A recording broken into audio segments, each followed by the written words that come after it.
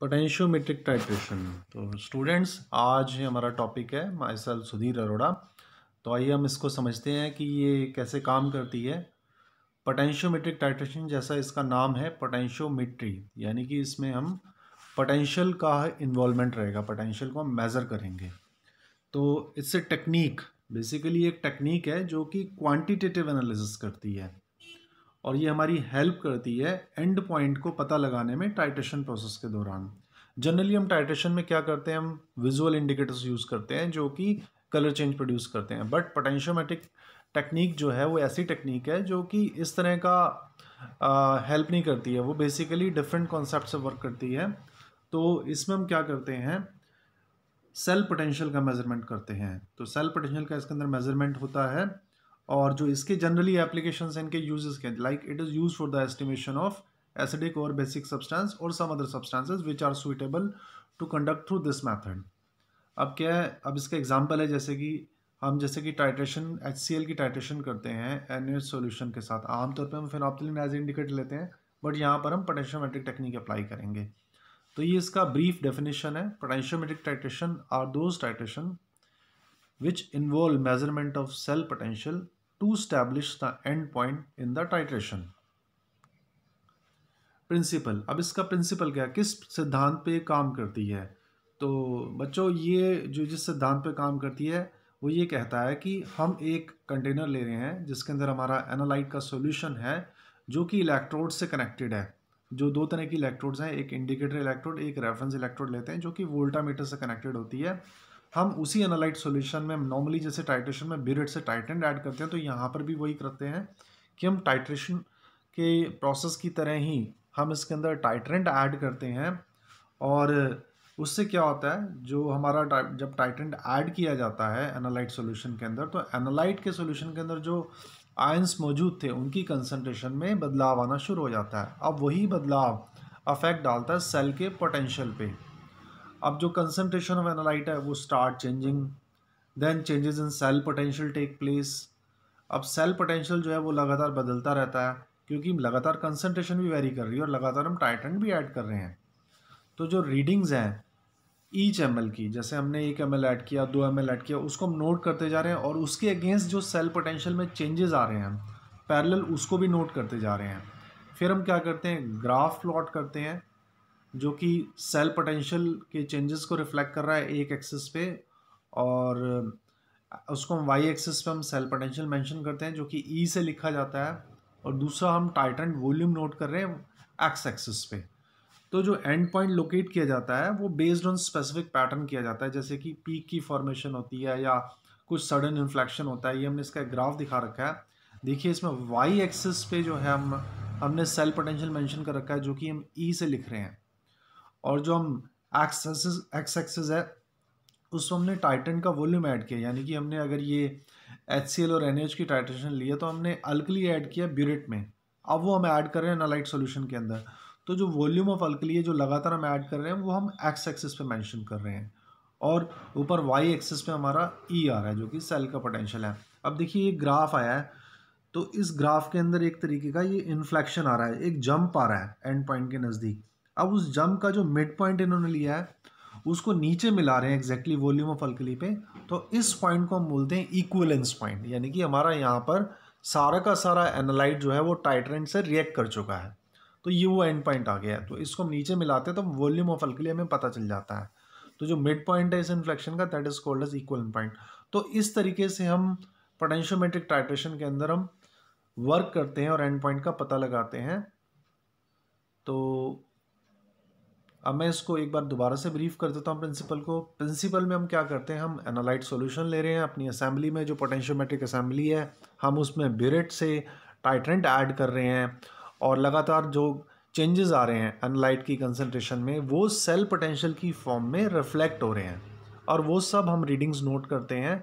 और पैरेलल जितना हम टाइट्रेंट लगातार ऐड करते हैं उसकी रीडिंग अलग से नोट करते हैं, और हर ml जो एडेड है, ईच ml जो ऐड कर रहे हैं उसके अगेंस्ट हम सेल पोटेंशियल को नोट करते हैं। फिर एक ग्राफ प्लॉट करते हैं जो इस तरीके का होता है या फिर इस तरीके का हो सकता है। तो ग्राफ के स्पेसिफिक पैटर्न्स होते हैं, तो उस पैटर्न में जो स्पेसिफिक ऑब्जर्वेशन है उसके आधार पर हम एंड पॉइंट का पता लगाते हैं। जैसे कि एक सेकंड ग्राफ हो रही है, इसमें जो पीक की फॉर्मेशन है, देखिए पीक को हम नीचे तक मिला रहे हैं, इसमें हमने E/V का फर्स्ट डेरिवेटिव लिया है।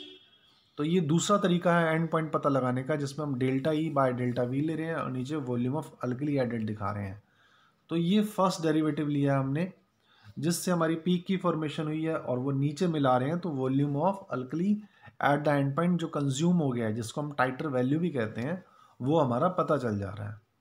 तो ये था दोस्तों पोटेंशियोमेट्री के प्रिंसिपल के बारे में। अब अगर हम देखें तो इसके एंड पॉइंट पता लगाने के एक तो E वर्सेस V एक तरीका जो जिसका ग्राफ हमने दिखा रखा है, दूसरा है हमारा फर्स्ट डेरिवेटिव ऑफ E और V ΔE/ΔV versus volume of alkali, एक दूसरा तरीका है एंड पॉइंट पता लगाने का। ऐसे ही हम एक सेकंड डेरिवेटिव भी ले सकते हैं, जिसमें हम ΔE/ΔV divided versus volume of alkali लेते हैं।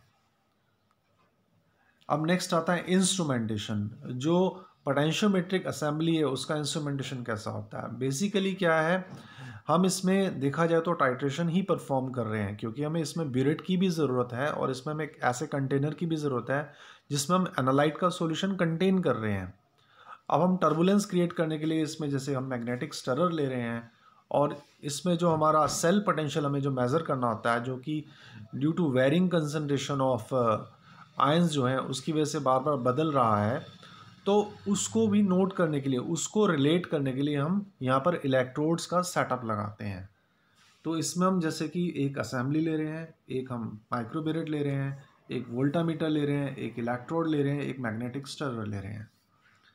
तो ये हमने इसका डायग्राम भी दिखाया। देखिए डायग्राम है जिसके अंदर हमारा एनालाइट सॉल्यूशन फिल्ड है, और ये हमारा इसके अंदर हमने नीचे बॉटम पार्ट में मैग्नेटिक स्टरर दिखा रखा है, ये दिखा रहे हैं, देखिए ये प्लस जैसे साइन का है, और यहाँ पर हमने ये कंटेनर लिया है, और ये यहाँ पर हमने 2 इलेक्ट्रोड्स ले रखी हैं, और ये हमने ब्यूरेट को यहाँ पर एंगेज कर रखा है। अब ये दोनों इलेक्ट्रोड्स जो हैं हमारी इलेक्ट्रॉनिक वोल्टामीटर से कनेक्टेड है, जो कि हमारे को सेल पोटेंशियल के बारे में बताएगा।